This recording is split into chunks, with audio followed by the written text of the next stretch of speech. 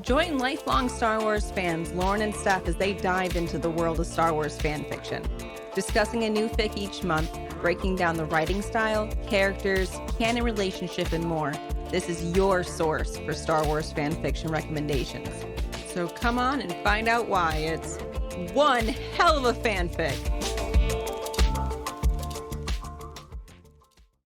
Hey y'all, welcome back to One Hell of a Fanfic, where each month we cover a new Star Wars fan fiction. And I personally am really excited to talk about the one that we're doing tonight. Steph, how are you doing? I'm doing great, and I am also very excited. I laughed, I cried, I was so happy, and this one was a good one. Yeah, I totally agree. Like getting into it, from the start, I could just tell that this is one that was really going to stay with me. Yeah. Okay, so to introduce you to this fan fiction, we read Story of Finn by LullabyKnell, which was both on fanfiction.net and AO3, which I thought it was just on fanfiction.net last time we talked, but turns out I was wrong. It was finished back in July of 2017, and it had 28,000 words, 7 chapters. Took like 3.5 hours, 4 hours to read. How about you? How long did it take you? Yeah, I did this one again in a couple of sittings, like I did the last one. So I think each sitting I probably spent like an hour and a half or 2 hours reading. Yeah. The spice level on this is 0. There is no romance whatsoever, and it does not take away from the fan fiction, no matter how much I like romance. Right. The romance is nice when it happens, but it's not always needed. There is that one point when they held hand, I was like, oh. Yes, we're looking for the romance in literally everything. Yes. Canon for this one, the fan fiction said it was alternate universe or AU, but I guess it could be, but I really see it as more canon compliant. Yeah, in the author description, they did mention that they weren't super concerned with like getting the exact details of like the stormtrooper lore and all that stuff the same as canon. So I think based on that, that might have been why they labeled it alternate universe, just so that way people were understanding of the fact that like there might be some differences here.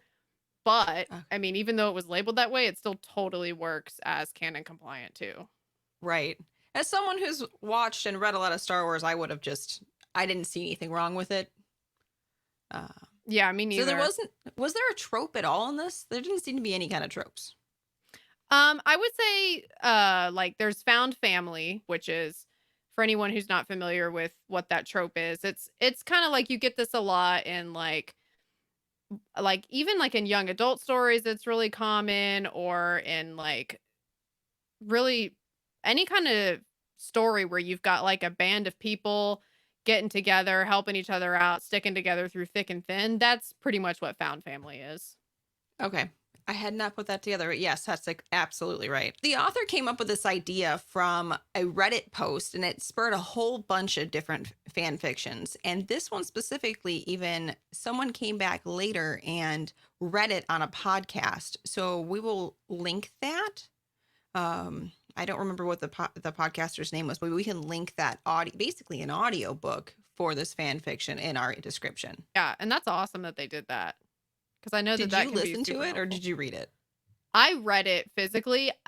From audio, sometimes I have a hard time following. Like I'll start trying to multitask and then I realize I missed something important and then I have to back up and then it takes me almost longer. Yep.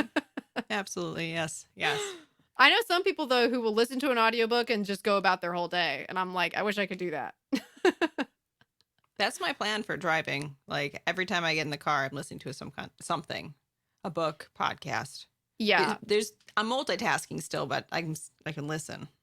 For driving it's good because with driving I feel like obviously you need to be like alert and paying attention while you're driving. So I'm not trying to sound like I'm a bad driver, but like it's like it's not multitasking so much that you can't also listen to something too. I don't know. There's levels. Right. Why don't you tell us about what this fan fiction was about? Yes, so I'll go ahead. First, I'll read off the author summary. that is included at the start of the fan fiction that's written by the author. Go figure. The story they hear is that of FN2187. He's a defector, a traitor to the First Order.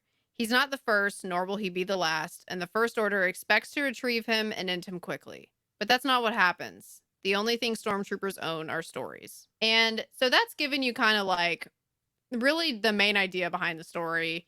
So we know that this story of Finn is inspiring them, but we find out, of course, like much more about the characters as we actually get into it rather than knowing about it up front. But Steph, why would you recommend this fanfic to people? I would recommend this fan fiction because the characters in this are relatable and fun, and they all have different personalities while also having consistencies and a little bit of character growth here and there, but it's easy to follow. For me, like if I'm thinking about what makes this fanfic special, I think the fact that we are getting to know all these original characters, that's something that really struck me. Because I know that the ones that we've been covering so far on the podcast have been characters that we mostly already know who they are. We already know their background and their situation and stuff. But in this one, we're getting to know totally new people. So that was something that was really special and fun. Okay, so let's go ahead and move into talking about the actual story. So at this point, we're going to be getting into spoilers and plot details. So if you haven't read this one, just keep that in mind if you're the type of person that wants to read it before you find out what happens. So let's talk about the canon relationship that this fanfic has to what we already know in Star Wars. So as we mentioned earlier, this one, it is labeled alternate universe, but it still works as being canon compliant. If you want to view it that way, like the way I was reading it, I felt like this could totally exist in canon. And I also felt like this read almost to me kind of as like a spin-off canon novel. Is that how you felt too? Oh, it could have fit perfectly right in with canon. I'm going to, like I did with other ones, just put this right into headcanon. Like it's perfect. It fits in there. It doesn't mess anything with the storyline or change anything. And it actually just enhances the story for anyone who reads it. Yeah, and it also kind of felt like the from a certain point of view stories as well, where it's like, we're getting a more in-depth look at a certain part of the Star Wars galaxy, and it's something that could exist within that larger story that we know, but it's like you're kind of just like drilling down into a little piece of it. I loved those books, by the way. I really hope you get a chance to read them from a certain point of view. I haven't finished the second one, but they are great. So anyone who's listening who has not read those, and if you end up liking Story of Finn, definitely read the Star Wars ones. Let's talk about the writing. So what did you think about the writing in this one? I liked the way that it was written. It was, it could have been longer though. I feel like they packed a lot of things into one short seven chapter story. I would have loved to see it go longer. As much as we all know by this point, I love the short and sweet things. It could have had more details, but it had enough where you started to get that full view of what's going on in the story and who the characters are and where they're going. Yeah, definitely. I agree. Like I mean, we could have had more of it and I think it would have worked. But I also I felt like the ending worked the way that everything was set up, but I'm also with you that if they wanted to write more, it would have worked as well. Right. Or added more details throughout the story. Right. Yeah, definitely. And I also as well, like thinking about the writing too, I thought it was really cool how just the way that I guess like the message of the story was structured. I mean, it's a story about the importance of stories, which I really loved, like really thinking about like stories change people's lives. And if a story stays with somebody, I mean, it can really impact everything that they do. I mean, just look at like think about like our culture and how I mean, us as Star Wars fans, stories are hugely important to us or really, think about any fandom and how stories really bring people together and kind of change our outlook on life in a really cool way. They do. I also really enjoyed the repetition of certain ideas that popped up a lot in this story. We we get the just like Finn quote that happens throughout, and you get to see the progression of that through the main who is I think the main character is Dublo. So they do Yes. talk about her and everyone else kind of in the same way. We do see more of her story. But I liked how it started with Finn is just like the rest of us. These other people are like Finn. I want to be like Finn. I'm just like Finn. Finn is just like me. I am going to be just like him. And you just see this progression. And I think that was fantastic writing. Yeah, and I loved how, like, the way that that repetition is set up and it's, like, that short phrase, it's, like, really illustrating how this idea, it sounds like a simple idea, but it means everything to Dublo and to the bunk, of everybody that does story time. So, it's like this repetition, it's, like, giving you this sense of, like, they are hanging on to this, and it is kind of like the one thing that they have. Right. Or the other quote being, all stormtroopers own our stories. Yes. Yeah, because that's really and, sitting around and having that story time, that is, like, their one thing that they have to hang on to. They have control over nothing else in their life except for what stories they're gonna tell or, what they're hearing about each other. The other repeated one that I enjoyed was towards the end when BK said, or towards the beginning when BK said that, well, why did we have to tell the story? Because it had to be told. And then I like when Dublo threw it back at the end. Well, why did you do that? Yes. Well, because it had to be told. Yes, like, it has to be told, and we need to extend this beyond just our bunk because all these other troopers, they're going through the same thing that we are, and they need this just like we do. And from a story writing perspective, I love when they kind of tie in little bits from the beginning of the story to the end. So it kind of like wraps it all up and ties a nice little bow on top. Yes, it's like coming full circle, and it's like it gets through to BK because at first BK is like, "This was not a wise choice," but then when Dublo puts it back on BK, BK kinda has to be like, "Okay, yeah, I did say that." As a parent, I have those moments too. So the characters we talked about earlier, that they are all original characters. We do get those little glimpses of the main Star Wars characters, which I enjoy, like how they refer to like they're like, oh yes, of blown up this and that, and of Skywalkers. Like they talk about our main cast as like this mythical, like weird thing maybe that happened out there in the galaxy somewhere. I love that too, and, like, I felt like with Finn as well, it was like Finn kind of was a character in the story in that way, like as a mythological character way off in the distance, but we don't actually ever interact with Finn in this story. We only know him in like that mythological sense. And that was an interesting way to see the cast, our main cast, compared to how we see them normally. Finn, especially, where like, and then maybe this is where alternate universe kind of comes in, where they're talking about how Finn was like top of his class and going to be an officer, and that's never been our view of it from canon perspective, where he was like a janitor. So maybe That's this is where true. alternate universe comes in. That's true. Or it could be that, or I guess another way too could be like, how when someone just keeps it's like, playing telephone, like every time you tell a story, some details might get a little embellished every time. Yeah. It could be like that too. But yeah, I also liked it how with Finn, there's much more of an emphasis on how important Finn was in this story that I feel like we're missing in canon. Yes. Like Yeah. his character was really important at the beginning, but then we kind of lost sight of him as we move through the rest of the trilogy. Right. Yeah, he has no force abilities, supposedly, and so therefore in Star Wars, well, off you go. You're in the background now.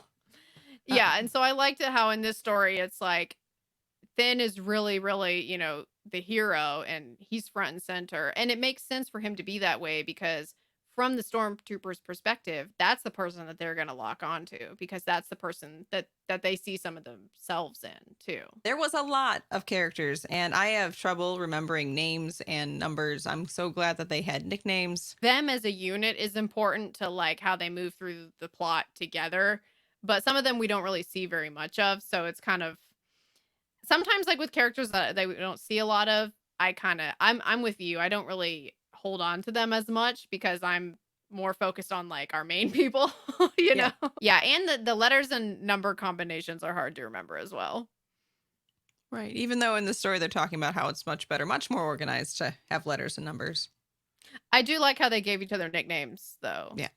Um, and, like, you know how BK, even though it's letter B, letter K, it's, like, spelled out Beekay. So I thought that was good, and it was also helpful too. And speaking of names, that's another theme that popped up a lot in the story is that not only did Finn escape and do all these things and join the resistance, he got rid of his stormtrooper name and actually gained a name, gave himself a name.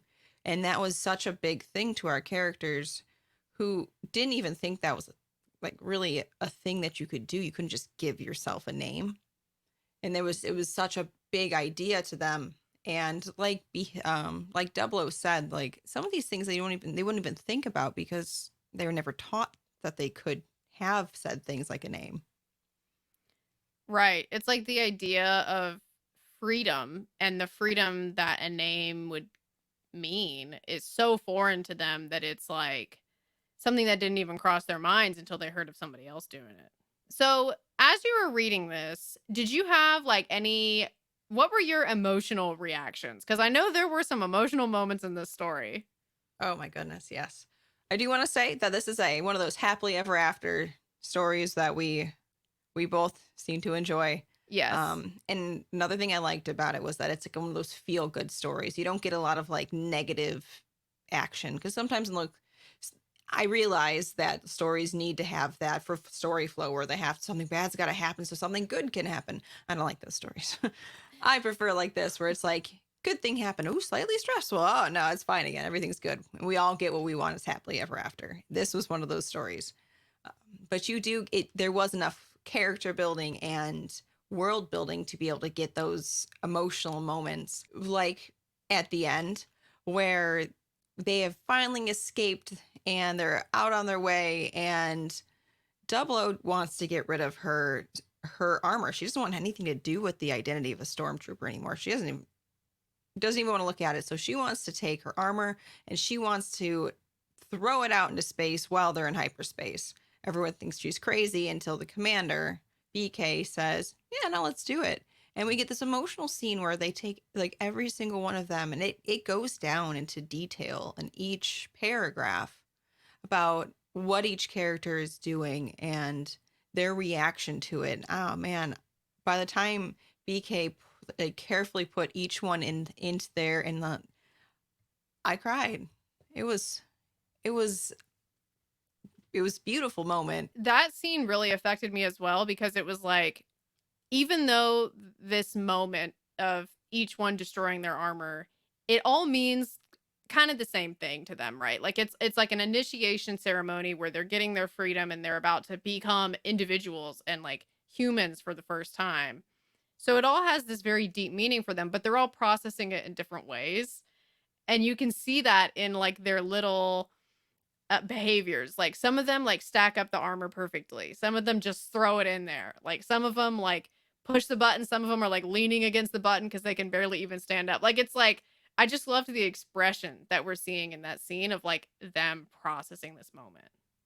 And that's another great thing about the writing in this. How that she was able to build the characters in that way and explain what was going on in a way that could bring all those warm and fuzzies or heart wrenchingness, all of the feelings that we get. Yeah, because it's like we're seeing the emotion and we're feeling it with them, rather than it just being, I don't know, something that is implied or, something that we're supposed to assume. It's like we're seeing that evidence, which always like makes it hit home even more. So, what was your favorite scene? I would say, okay, definitely the armor is up there. Other than the armor, I did like the part. I mean, I gotta say, I did like the part where BK kind of like was kind of giving Double O a talking to, like, why did you do this? Because sometimes, like, when I'm reading, I want to do that to a character sometimes. I'm like, you did not think through this at all. And so when I can't do that, it's always satisfying when another character does it for me. Yeah. Because it's funny because BK's kind of like, I get it. The emotion, I get it. I'm with you, but you obviously did not think through this because you just got our whole bunk in trouble potentially. Because what do you think they're going to do when they find this story? They're going to come looking for who wrote it. That's going to lead them to story time. Yeah.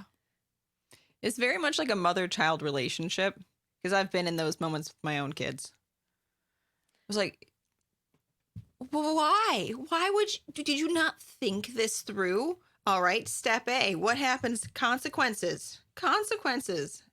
And now it's never been a stormtrooper helmet to a wall before, but you know.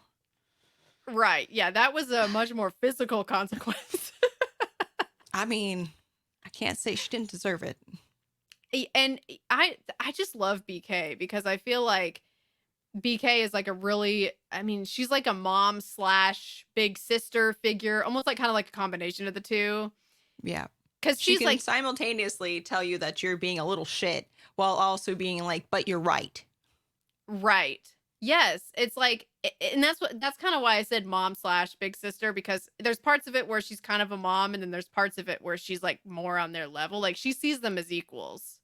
Yeah. But she's also like the more wise one too, which, nobody can deny that. What about you? What was your favorite scene? My favorite scene was when we've spent the entire fan fiction hearing about how BK is keeping everybody in line and is the perfect stormtrooper, which is why she's gotten to the age that she is, and she is like her commander's favorite and pride and joy. And then we get this scene right before they escape where she's just being shot at and she's barreling down a hallway on some kind of like lift with a droid that is it screeching by that point? I think it might be screeching by that point. There was definitely a commotion. It was a commotion, but Yeah. we get this like perfect character who is completely out of character and being shot at, and I laughed. That was the funniest scene to me, and I enjoyed it quite a bit. Yeah, because it's like BK up until this point. It's like you're saying, she's been so like, don't do anything crazy. Like, this is the plan. But then when the plan goes, down the toilet, BK is like scrambling, like, well, we just got to do this. And so Right. it's funny to see her in that moment. And then to find out that she punched the base commander in the face to steal his droid, it just was like the cherry on top of the whole situation. Yes. It's a great image. And also how the author explained everybody else in the room finding this out and being like, you did what? Yeah. Well, and you know what else really struck me too about this is right before this scene when Dublo has like a moment where she's afraid that BK left them. And Dublo has held it together despite what they're risking. There's a part where they mention like they're risking torture, they're risking getting caught, they're risking all these terrible things. And Dublo has been able to hold it together. But when Dublo has a moment where she's afraid that BK might have left them, that's when Dublo breaks down. Like the abandonment of their found family is much, much worse for her than anything else that could happen to them. Right. Right. You can really see that she is the youngest in the group. She does not handle it well, doesn't handle stress in general well, which is quite relatable probably to a lot of readers, Yeah, myself that, included. yeah, well, yeah. And it also speaks to the fact that, like, this is all they have is each other. So it's like, Yeah. if they lose each other, then it's like, I mean, what are they doing all this for, So do you have any questions that you came out of this fan fiction with? Yes. Okay. Speaking of BK, while we're on the subject of BK, did you think that she was force sensitive, or did you think that she was just super, super on top of stuff? Force sensitive definitely makes it more fun. But maybe we are in the Star Wars universe. Like, very well could be. But it was explained that she's just very good at keeping on top of everyone's schedules. Yes. I guess, what made me start being like, is she force sensitive? What made me start thinking that is because I remember there was a part where someone was like, BK can hear a message ding before it actually comes through. Yes. And I Yeah. was like, that sounds like either force sensitive or just really good intuition. I don't know. And they did also mention how the reason she's been alive for so long is probably because she's lucky. And whenever someone says luck in Star Wars, there's no such thing as luck. Oh, you're so right. I didn't even think about that. Yeah. No, you're probably Oh. right. Now that's it. She's force sensitive. That's it. I mean, I could see it. I mean, I could see that, and I could also see the other version, which is that she's just like super into her family and like making sure everybody's good. So, I mean, I guess it really could go either way, but the force sensitive thing is kind of fun to think about. It is. So, also speaking of BK, how old do you think she is? Because they talk about she's the oldest and that she's starting to get lines around her eyes. Yeah, I was picturing like mid to late 40s. Oh, I was going with 30. Oh, All right. really? Okay. They didn't Well, mention gray hair. I mean, granted, they only have fuzz on their heads, but yeah, and I mean, gray hair could come at lots yeah, of okay. different times. Fair enough. But okay, that does make me wonder. Do you think, speaking of her age and stuff, if she's older than like, I mean, do you think she was part of the Empire? They mentioned something at some point about anything that happened prior to this thing, but they just forget about it because it's now everything's just the First Order and that's it. And that's all we need to know. Yeah. Because when I was thinking about her age, and I was like, if she's in her mid 40s, she would have been Imperial, right? Could have been. Unless, wait, is my timeline like completely messed up? I mean, this is I'm what having a hard time. happens. This is what happens sometimes when you try to push your fan fiction into your head canon is you get your timelines messed up. But whatever. Either way, it did make me wonder if she could have been Imperial at one point in the distant past, which would have been something. The author was very clear that they were not going to ask her anything about her past because they were afraid of her. Right. And then at the end when she does tell Dublo a little bit, which I found surprising Yeah. because I almost thought she would have never talked about it. Yeah, it just seemed like that was like unspoken rules that she just doesn't. But more with the character development, then yeah, that was good to see. Do you want this to be canon? Yes, I do want it to be canon. I feel like they could make this a whole novel. Yes. And stick it right in canon. I mean, other than hammering out my timeline issue that I just had, other than that, I feel like this would totally fit. And I also think it would really be a nice addition to canon too, because we don't really get very much info about the stormtroopers in the First Order, like at all. I would like to see if in the story where she sends out this memo with the story of Finn on it, what the reaction of the entire base is, because when they leave, everyone's starting to probably get it, but they don't actually see the reaction yet. And I would love to know what happened after that. Some kind of epilogue would be great. Yeah. Or book 2. Like an epilogue of someone being like, we just got this memo, like, I don't know, and them trying to piece together the situation. That would be interesting. Do you think that others left after they did? I mean, speaking of the reaction that happened afterwards. With the way this story was written, no doubt if it had continued, other people would have left also. Because we also know in canon that there was defectors, so it had to start somewhere. So if we're going to mix this one into canon, then yes, absolutely. Yeah, and it's like the fact that Finn had such, Finn, just one person, had such an effect on them, then it's like, how is everybody else going to react when they hear that a whole bunk left?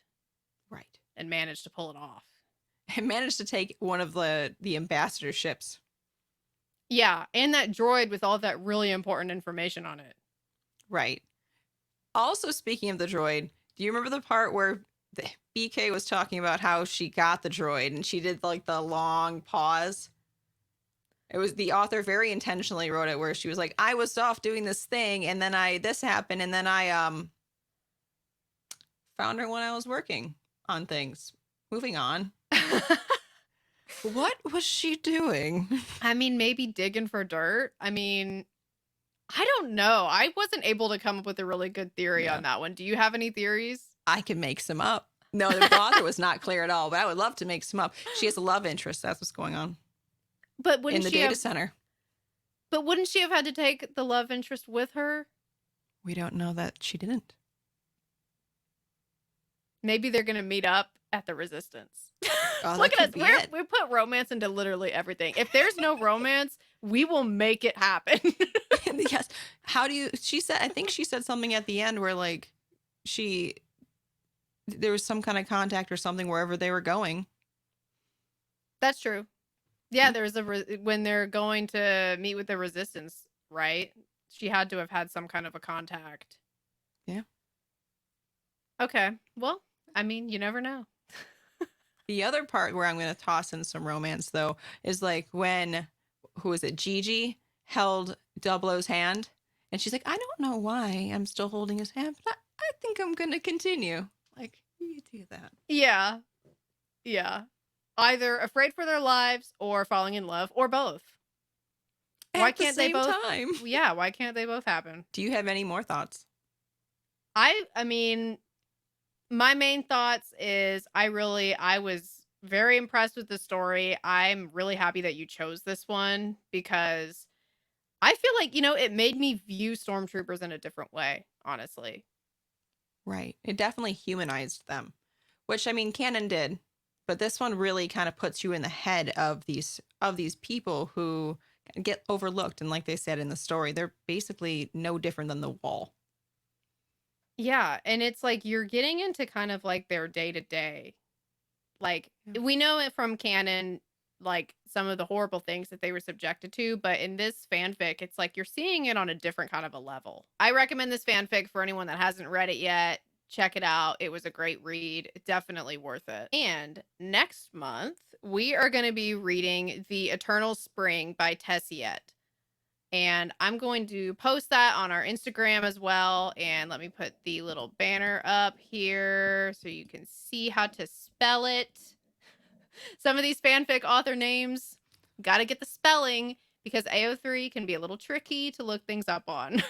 Yes. But this one is up on Archive of Our Own. So I'll link it on the Instagram as well. And that one will be fun to talk about because it is a prequel one. So it'll be our first prequel fanfic that we're talking about on the podcast. You got a little hint of what it's about? It is, well, the main gist is Padme lives. Ooh. Okay, so if anyone out there would like to follow us on Instagram, you can find it as at onehellofafanfic with a dot in between each one. And then you can like and subscribe on YouTube to follow along in our little fan fiction journey. Thank y'all so much for joining. Thanks so much for joining us at One Hell of a Fanfic. On this podcast, we discuss Star Wars fan fiction, but we do not own the rights to Star Wars or any of the written works we cover. We have no affiliation with Lucasfilm or the fanfic authors we credit for their work. For questions, please email us at onehellofafanfic@gmail.com.